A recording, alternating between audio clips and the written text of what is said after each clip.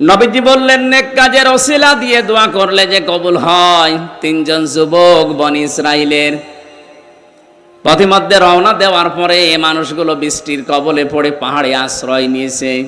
হঠাৎ আল্লাহর ইশারায় উপর থেকে একটা পাথর গড়তে গড়তে ওই মুখে গেছে আটকিয়ে। তিনজন মিলে ধাক্কা দেয় কিন্তু পাথরটা নড়ে না।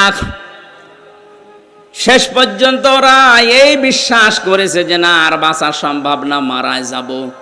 তিনজন মিলে মনে মনে সিদ্ধান্ত নিচ্ছে মারা তো যাবই, জীবনের শেষ দিকে দেখি কিছু করা যায় কিনা।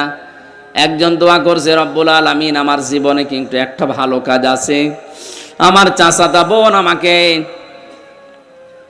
টাকা ধার নিয়েছিল, টাকা ধার চেয়েছিল, তাকে আমি টাকা দেইনি। বিপদে পড়ার কারণে তাকে টাকা দিয়েছিলাম এই শর্তে যে আমার সাথে অবৈধ কাজ করা লাগবে। তাকে আমি নির্জনে নিয়ে অবৈধ কাজে লিপ্ত হব। তার আর আমার মাঝে মাত্র 1 বিঘত ফাঁকা ছিল লজ্জাস্থানে। এমন কঠিন অবস্থায় মেয়েটি আমাকে ডাক দিয়েছে, ইয়া আখি ইত্তাকুল্লাহ, হে ভাই আল্লাহকে ভয় করেন। রব্বুল আলামিন তুমি জানো আমার যৌবনের তাড়না ছিল, আমি যুবক মানুষ, কঠিন পরিস্থিতি, ওই সময় শয়তানের ধোঁকা আমার উপরে কাজ করছিল।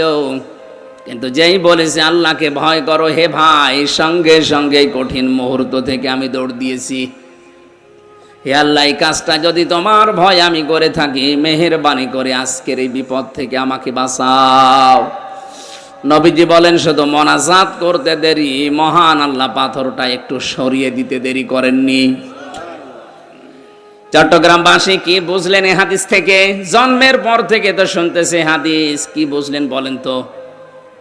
যৌবনের এই মহা তাড়নার সময়, চরিত্রের এই মহা দুর্যোগের সময়, এই যুবক যদি এই মুহূর্তে অন্যায় কাজটা না করে আল্লাহর ভয়ে ফিরে আসতে পারে, আজ আমাদের হাতে কম্পিউটার, মোবাইল যাদের আছে, ল্যাপটপ আছে, ইন্টারনেট আছে, এর মাধ্যমে কত গুনাহ করা সম্ভব। যৌবনের এই তাড়নায় নিজের শরীরকে ভাসিয়ে না দিয়ে, মহা দুর্যোগের এই সময়কে নিজেকে ভাসিয়ে না দিয়ে আল্লাহর ভয়ে যদি আপনি বিরত থাকতে পারেন, আপনার জীবনের যে কুয়াশা, হতাশা, আমার আল্লাহ এগুলো দূর করে দিতে পারে কিনা। যে বিশাল হতাশার পাহাড় আমাদের উপরে পাথর হয়ে দাঁড়িয়ে আছে, এ পাথর নড়াতে হলে আল্লাহর ভয় মাস্ট বি, লাগবেই, এটা ছাড়া সম্ভব না। তাহলে হাদিসের প্রথম অর্থে কি বুঝলাম? জীবনের নেক কাজ দিয়ে দোয়া করলে আল্লাহ কবুল করে তাড়াতাড়ি। আমার বোঝানোর বিষয় এটুকুই ছিল। ওসিলা শব্দের অর্থ আল্লাহ নিজে বললেন এটা নেক কাজ, আর আপনি নিজে পীর সাহেব বলে মানুষকে ধোঁকা দিয়ে বোকা বানিয়ে দরবারের কাজ চালিয়ে যাচ্ছেন।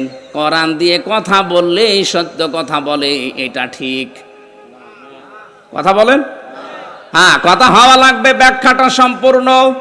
বানানো মন গড়া ব্যাখ্যা হলেই দেখবেন ওর ভেতরে ব্যবসার ধান্দা আছে।